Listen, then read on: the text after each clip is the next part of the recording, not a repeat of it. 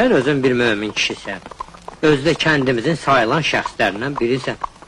Nə əcəb indiyəcən qurban olduğumuz ziyarətinə getməyibsən? Kərbalaya oruç, Allah kasıblığın evin yıxsın. İstəmirəm bəyəm getmək. Neçə ildir qəsd eləmişəm Kərbalay ziyarətini. Heç tövr ilə 30-35 manat tədarük eləyib atala bilmir. Ay Məmməd Həsən əmi, indi ki ata gücün çatmır, ulaq al. Ulaq atdan ucuzdur.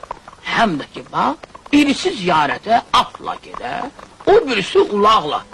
Əlbəttə, ulaqla gedənin ziyarəti Allah Taala tərəfindən daha tez qəbula yetər. Elədir.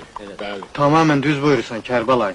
Amma hamıya məlumdur ki, piyadə ziyarətə getməliyin feyzi... Hər başdakı var, əlaməti sevdayı Kərbəla.